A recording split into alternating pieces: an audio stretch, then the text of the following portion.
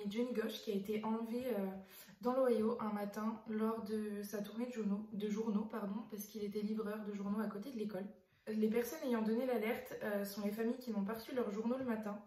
Les témoignages qu'on a eus, ça a été que la dernière fois qu'ils ont vu Johnny Gosch, c'était quand une Ford bleue le suivait et que 4 personnes à bord l'ont forcé à monter dedans. Noreen Gosch, sa mère, a tout de suite été prévenue, elle a tout de suite fait le nécessaire pour appeler les autorités, sauf que les lois en Amérique sont différentes de celles de France, heureusement d'ailleurs. Elles sont pas toujours bien faites, celles d'Amérique, enfin des États-Unis du moins, et la police n'a rien fait pendant 72 heures, donc c'est-à-dire que sa mère a fait appel à des détectives, l'a recherché toute seule. On n'a pas eu de nouvelles pendant un sacré moment, même après l'intervention des autorités qui ont essayé de le chercher.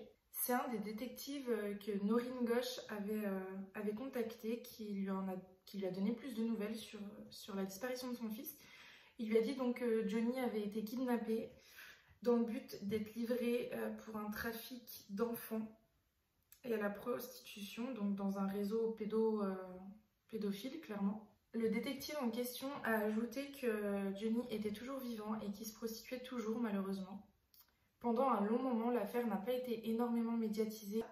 C'est en 2010 que l'affaire va être rendue publique avec une annonce de Noreen Gosch, donc la mère de Johnny, qui va affirmer avoir eu des photos sur son Porsche d'entrée. Des photos au-dessus, on y retrouve plusieurs enfants sur un matelas, tenus en captivité, donc on n'aura jamais le fin mot de l'histoire avec ces photos, c'est-à-dire qu'on n'identifiera jamais les enfants qui sont dessus, on ne saura pas si c'était Johnny Gosch dessus. L'affaire va prendre un vrai tournant, donc 15 ans plus tard. Johnny Gosch aurait dû avoir 27 ans à ce moment-là. Il est 2 h du matin, quand Noreen se fait réveiller, quelqu'un frappe à sa porte. Elle voit devant elle un homme qu'elle croit être Johnny Gosch, elle dit qu'elle est sûre et certaine que c'est lui, accompagné d'un autre homme, un homme qu'elle n'avait jamais vu auparavant. Le jeune homme de 27 ans lui aurait raconté des histoires terrifiantes, des histoires sur l'esclavage sexuel, la prostitution, la pédophilie, d'abus de rituels sataniques aussi. Et il a dit aussi qu'il avait été totalement torturé. Il dit lui-même qu'il est Johnny Gosch. Il l'affirme auprès de sa mère, enfin donc de Noreen. Et il dit aussi, il prévient Noreen en disant qu'il ne faut surtout pas qu'elle révèle ses informations car elle serait en danger et lui aussi. Ce jeune homme de 27 ans va accuser une personne, non un prénom, celui de Michael Aquino.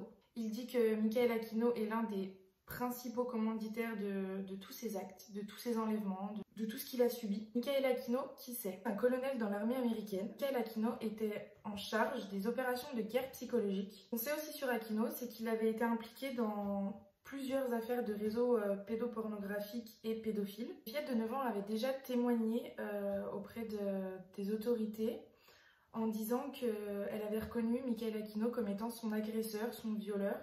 Elle a témoigné avoir été victime d'abus sexuels et de rituels sataniques, pas qu'avec Michael Aquino, avec plusieurs personnes autour. Elle a en tout désigné une quinzaine d'adultes. Elle a dit que les cérémonies sataniques se faisaient avec des grandes robes noires. Et ce qu'on sait aussi, c'est qu'il y a environ 800 enfants, donc ce qui est énorme, 800 enfants qui ont reconnu Michael Aquino dans leurs actes, dans leurs agressions, dans leur kidnapping. Le père de Johnny Gosch dans tout ça, donc après ces révélations, dit aux journalistes qu'il n'était pas sûr que Noreen ait vraiment vu ce jeune homme-là de 27 ans, ait vraiment vu les photos, etc.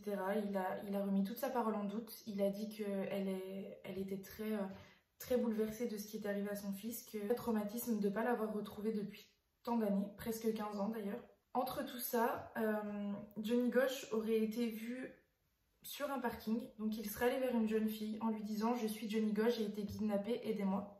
Sauf que le temps que la fille fasse quelque chose ou essaye de prévenir quelqu'un, 2 hommes ont repris Johnny de force, donc le jeune homme sur le parking, on n'est pas sûr que ce soit Johnny, l'ont remis de force dans une voiture et ils l'ont plus jamais revu. Les autorités n'ont pas pu déterminer si c'était bien lui ou pas, n'ont pas pu le localiser non plus. Ce qu'on sait de la fin de l'enquête de Johnny Gosch, c'est que Noreen a elle-même fait ses propres recherches parce qu'elle a bien compris que les autorités n'étaient pas du tout avec elle. Elle a découvert que le département de la police, le FBI et la CIA étaient impliqués dans ces réseaux sataniques, etc. etc. Dans ses réseaux et dans ses trafics.